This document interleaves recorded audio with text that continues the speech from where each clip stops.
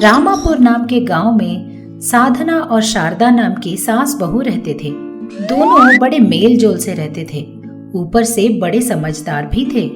उस गांव में किसी को भी कोई भी समस्या आए वो इनके पास ही हल के लिए आते थे। इसी तरह एक दिन सुगना नाम की औरत साधना के घर आती है। सुगना को देखकर शारदा बोली, अरे सुगना, आओ आओ, बड़े दिन हो गए तुझे देखे हुए। सुना है आजकल शहर में रहती हो, गांव कब आना हुआ? ये बता, बहू और बेटा कैसे हैं? तब सुगना बोली, क्या बताऊं शारदा, उसी के बारे में तुझसे बात करने यहाँ आई हूँ। बेटे ने मुझसे कहा था कि तुम अकेली गांव में क्या करोगी, ऐसा बोलकर मुझे शहर ले गया। शुरुआत के दिनों में सब अच्छा चल रहा था, लेकिन बाद में सब कुछ बदल गया। एक दिन इस तरह वो अपना सारा फ्लैशबैक बताने लगती है। अरे रे रे रे, ऑफिस से घर आने के लिए ना मुझे डर लग रहा है आजकल। हर दिन कोई ना कोई झगड़ा चलता रहता है तेरा। किस चीज की कमी है तुझे यहाँ? हर चीज तो तेरी इच्छा के मुताबिक ही खरीद रहा हूँ ना। तुझे शॉपिंग पे जाना था तो मैंने मुंह मांगा रकम तुझे दिया, घूमने फिरने के लिए कार भी खरीद के दिया। सच कहूँ तो मेरी सैलरी और मेरे सारे कार्ड्स भी तेरे पास ही रहते हैं। इतना करने के बाद भी तुझे और किस चीज की कमी रह जाती है? इतने दिनों में मैंने या मेरी माँ ने तुझे एक बात भी नहीं कहा। तुझे और क्या चाहिए, बोल। देखिए, आज के बाद आपकी माँ इस घर में नहीं रहनी चाहिए। उन्हें देखते ही मुझे चिढ़ मचने लगती है। मैं नहीं जानती कि आप क्या करोगे, लेकिन अभी इसी वक्त उन्हें यहाँ से निकाल दीजिए। बकवास बंद कर। तू कौन होती है ये सब बोलने वाली? हाँ, पूछ रहे हो मैं कौन हूँ? तो ठीक है, आप ही रहिए यहाँ, मैं चली, गुड बाय। इस तरह बोलकर वो कार की चाबी लेकर जाने ही वाली थी कि सुगना बोली, अरे बेटा, अब बस भी कर। बेटा, तुम लोग झगड़ा मत करो। बेटी रेखा, रुक जा बेटी, रुक जा। तब उसका बेटा बोला, जाने दे माँ, जाने दे, मैं समझ लूंगा कि मेरी जान छूटी। हाँ। इस तरह गुस्से से वो अपने कमरे में चला गया। इस तरह उसने सारी बात शारदा को बताई। तुझसे ये बात बताने के लिए ही मैंने उसे कुछ बहाने बनाकर इस गांव लेकर आई हूँ। शारदा, मैं नहीं जानती कि तू क्या करेगी, लेकिन तुझे ही अब मेरे बहू और बेटे को एक करना होगा। मेरा क्या है, अब बूढ़ी हो गई हूँ, यही अकेली अपना जीवन जी लूंगी, लेकिन मैं चाहती हूँ कि मेरा बेटा और बहू खुशी खुशी साथ रहें, उसने कहा। सुगना की बातें सुनकर शारदा बोली, अरे सुगना, तू ज्यादा चिंता मत कर, सब कुछ ठीक होगा, मैं देख लूंगी। तू जाकर आराम कर, समझ गई? उसी विश्वास से मैं इतने दूर आई हूँ। अच्छा शारदा, तो मैं चलती हूँ। ऐसा बोलकर वहां से चली जाती है। 2 दिनों बाद साधना अपने हाथ में फूलों का गुलदस्ता लिए मंदिर से घर लौटकर आ रही थी कि तभी उसे बगल में कार के मैकेनिक शेड में रेखा मिली। रेखा को देखकर साधना सोच में पड़ गई। ये क्या, देखने में तो रेखा लग रही है। हाँ, पास जाकर देखती हूँ, ऐसा सोचकर वो उसके पास गई। हाय रेखा, पहचाना मुझे? मैं तेरे साथ इंटर में पढ़ती थी, हम लोग हॉस्टल में भी साथ रहते थे। मैं हूँ साधना। अरे व्हाट अ सरप्राइज, मैं तुझे कैसे भूल जाऊं? तेरे वजह से ही तो इंटर में फेल होने वाली थी, लेकिन डिस्टिंक्शन में पास हो गई। तुझे इतनी आसानी से नहीं भूल सकती। ये बता, तू यहाँ क्या कर रही है? अरे रेखा, ये मेरा ससुराल है। शादी के बाद मैं इसी गांव आ गई। और तू? इसी गांव में मेरी माँ लोग रहते हैं। इतनी जल्दी भूल गई? ओह अरे हाँ, मैं तो भूल ही गई। अरे कितने दिन हो गए तुझे देखे हुए, पता है? हाँ यार, तूने सच कहा। चल गाड़ी में बैठ, जाते जाते बातें करेंगे। ऐसा बोलकर दोनों कार चढ़ गए। कार में जाते जाते साधना बोली, मैडम जी का कार तो एकदम बढ़िया है। ये कार तेरी ही है क्या? ड्राइविंग भी खूब अच्छी कर रही है तू। हाँ यार, ये ना मेरे पति ने मुझे गिफ्ट की है मेरे घूमने फिरने के लिए। मेरी फेवरेट कार, वो भी मेरी फेवरेट कलर। अच्छा, तुझे कार क्या इतनी पसंद है? हाँ यार, इसीलिए तो कार पे छोटी सी स्क्रैच आ गई थी, उसे ठीक करवाने के लिए ही शेड गई थी मैं। अरे इसमें क्या है, एक छोटा सा स्क्रैच ही तो था। इस कार को बेचकर नया कार खरीद लेती। क्या कहा? क्या बोल रही है तू?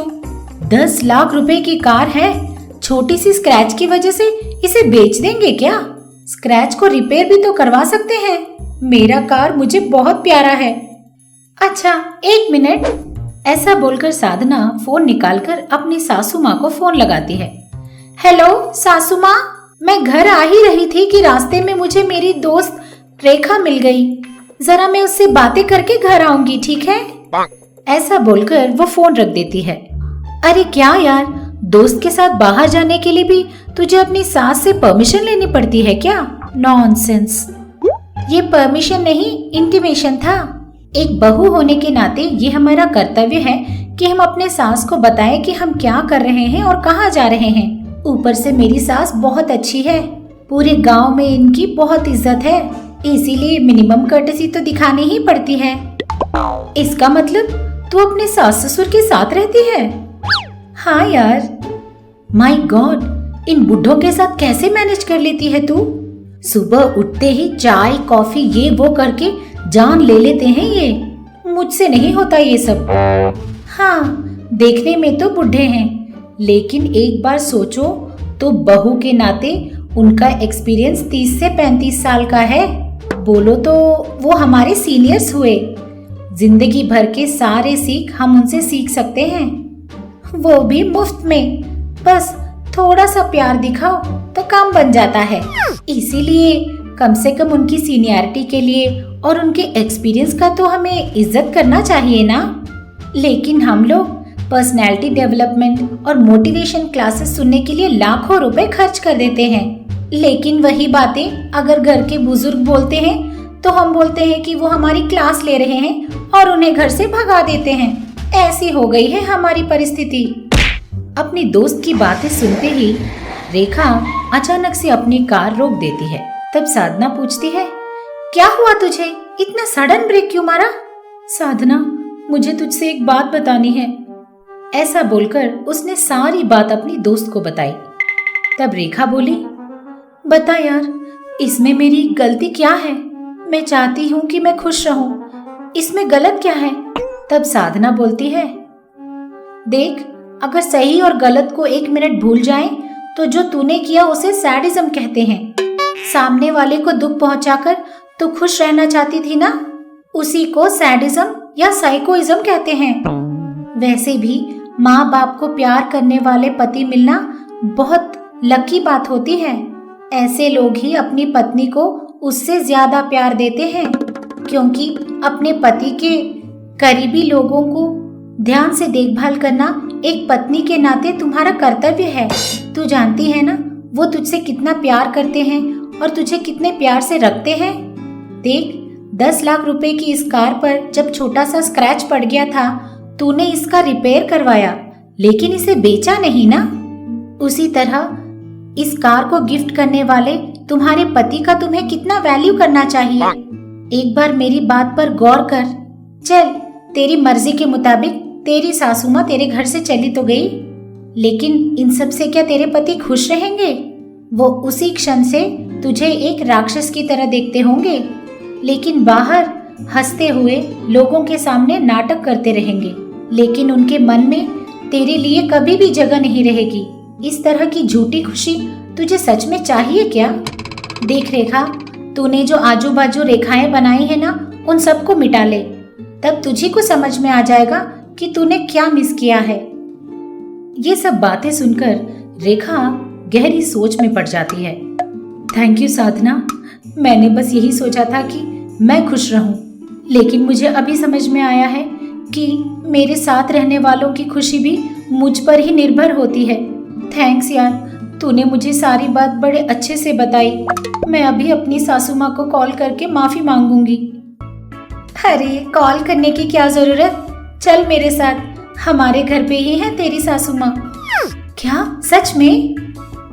इस तरह साधना सारी बात रेखा को बताती है। साधना के घर पहुंचकर रेखा अपनी सासू माँ के पैरों पर गिर जाती है। सासू माँ मुझे माफ कर दीजिए सासू माँ, फिर कभी मैं ऐसा बर्ताव नहीं करूंगी, इस तरह कहती है। ये सुनकर सुगना बोलती है, अरे कोई बात नहीं बेटी, तू वापस आ गई, मेरे लिए बस यही काफी है। शारदा, बहुत बहुत शुक्रिया शारदा, तेरी वजह से ही मेरी बहू मेरे पास वापस आ गई। बेटी साधना, तुम्हारा भी बहुत बहुत शुक्रिया। तब रेखा बोली, चलिए सासू माँ, हम दोनों अभी के अभी मिलकर आपके बेटे को सरप्राइज देंगे।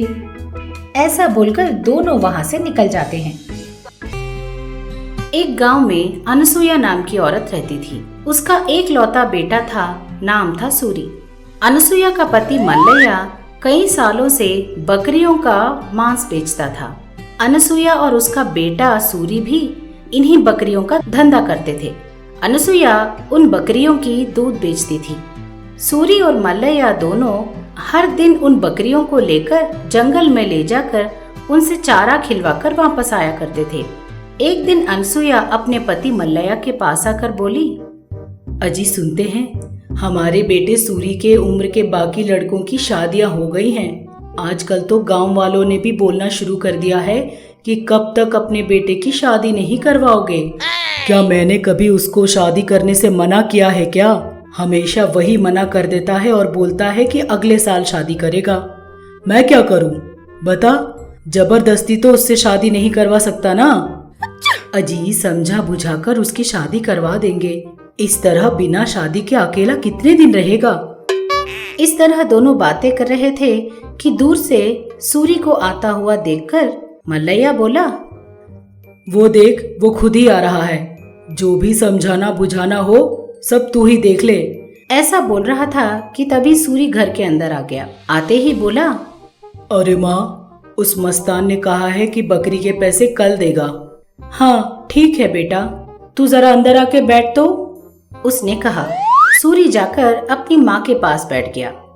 देख बेटा, गांव में सब बच्चों की शादियां हो रही हैं। हम चाहते हैं कि तू भी इसी साल शादी कर ले। मैं नहीं करना चाहता माँ, अगले साल करूँगा। हर साल बस तू यही बोले जा रहा है। पहले ये बता कि तू मना क्यों कर रहा है? मना इसलिए कर रहा हूँ क्योंकि माँ, जब से होश संभाला है हम बस ये बकरियों का धंधा ही कर रहे हैं, लेकिन हमारी परिस्थिति में कोई बदलाव नहीं आया है। घर ढंग का नहीं बना सके, हाथ में फूटी कौड़ी नहीं रहती। ऐसी परिस्थिति में मैं शादी कैसे कर लूं? अच्छा, तो ये है तेरी समस्या। हाथ में पैसे नहीं है तो तू शादी करना मना कर देगा। अगर दुनिया में सब लोग तेरी तरह ही सोचने लगे ना, तो 80% लोग कुंवारे ही रह जाएंगे। तू ये सब सोचना बंद कर दे। हो सकता है उसके कदम हमारे घर पर लक्ष्मी के कदम हो जाएं। शादी कर ले बेटा। इस तरह अनसुया ने अपने बेटे को शादी के लिए मना लिया और अपने घर बहू ले आई। अनसुया की बहू का नाम स्वाति था। वो बड़ी समझदार थी, काम काज भी अच्छा कर लेती थी। घर में सब लोगों से मिलजुल कर घर के काम फटाफट कर लेती थी। एक दिन वो अपनी सास के पास आकर बोली, सासू माँ। बोल बेटा, क्या चाहिए? तूने खाना खा लिया? हाँ खा लिया सासू माँ। अगर आप ये नहीं सोचे कि कल की आई छोकरी इतने सवाल कर रही है, तो मैं आपसे एक सवाल करना चाहती हूँ सासू माँ, बताओगी? एक सवाल क्या, 100 सवाल कर ले। तू अब इस घर की बहू है, तुझे भी सब पता होना चाहिए। अच्छा तो बताइए, हम कितने सालों से ये बकरियों का धंधा कर रहे हैं? 30 साल से कर रहे हैं बेटा। 30 साल से कर रहे हैं? तो फिर हम आज भी इस तरह गरीब ही क्यों हैं सासू माँ? उसने पूछा। तब अनसुया ने जोर की सांस लेते हुए कहा, जैसी किस्मत होगी वैसा ही होगा ना बेटा। आसपास के गांव में बकरियां चराने वाले बहुत लोग हैं। हमारी बकरियां जितनी भी ताकतवर हो, जितनी भी स्वस्थ हो ना, लोग ज्यादा पैसा देने को तैयार नहीं होते। 10-12 हजार की बकरियों का हमें सिर्फ 5-6 हजार ही मिल रहे हैं। इसीलिए हम जितना भी मेहनत करें, हमारी स्थिति बदल नहीं रही। उसने कहा। सारी बात सुनकर स्वाति बोली, हम क्या हमेशा ऐसे ही रह जाएंगे सासू माँ? पता नहीं बेटा, अगर नसीब बदला तो शायद हम भी बदल जाएंगे। ऐसा बोलते हुए वो वहाँ से चली गई। उसके जाते ही स्वाति किसी सोच में पड़ गई। नसीब को बदलना होगा। नसीब यूं ही थोड़े ना बदल जाता है, हमें भी जो करना है वो करना होता है। कुछ ना कुछ तो करना ही होगा। सोचना होगा कि क्या करने से हमारी ये किस्मत बदलेगी। इस तरह सोचते हुए वो अपने कमरे में चली गई। कमरे में जाकर वो टीवी देखने लगी। टीवी में एक सीन चल रहा था जिसमें हीरो एक आदमी को धोखा देकर बकरी को बेच देता है। उस सीन को देखकर स्वाति बोली, अरे वाह, ये आइडिया तो एकदम मस्त है। अगर बकरी में कोई ना कोई स्पेशलिटी होगी तभी लोग ज्यादा पैसे लगाकर उन्हें खरीदेंगे और तब हमारी सारी मुश्किलें दूर हो जाएंगी। लेकिन कौन सी स्पेशलिटी होती होगी? इस तरह बोलकर वो किसी सोच में पड़ गई। थोड़ी देर सोचने के बाद स्वाति के दिमाग में एक बहुत अच्छा आइडिया आया। तुरंत वो अपनी सास के पास पहुंची। सासू माँ, मेरे दिमाग में एक बहुत बढ़िया आइडिया आया है जिससे हमारी बकरियां ज्यादा दाम में बिक जाएंगी। अच्छा, क्या आइडिया है बेटा? नहीं बताऊंगी सासू माँ, करके दिखाऊंगी। ऐसा बोलकर वो वहां से चली गई। सुबह जब अनसुईया बकरियों को देखने पहुंची तो उन्हें देखकर दंग रह गई। ये सब क्या है? सुबह होते ही इन बकरियों का रंग कैसे बदल गया? हुआ क्या है? ऐसा सोचते हुए उन बकरियों को देख रही थी कि स्वाति आई। कुछ नहीं हुआ सासू माँ, उन बकरियों पर मैंने ही रंग लगाए हैं। बकरियों पर रंग क्यों लगाया है बेटी? आप थोड़ी देर रुक जाइए सासू माँ, आपको ही पता चल जाएगा। वो बस बोल ही रही थी कि वहाँ एक पवन नाम का आदमी पहुँचा। माँ जी, मेरे भाई की शादी है, मुझे 2 बकरियां चाहिए। 2 ही क्यों, 10 ले जाइए। ये देखिए, रंग बिरंगी फॉरेन बकरियां। ऐसा बोलते हुए उसने सारी बकरियों को दिखाया। रंग बिरंगी बकरियों को देखकर पवन दंग रह गया। ये क्या बहन जी, ये एक एक बकरियां अलग अलग रंग में हैं। और नहीं तो क्या, ये सारी बकरियां इंपोर्टेड हैं। विदेश से हमने आज ही इंपोर्ट कराया है। क्या, विदेश से?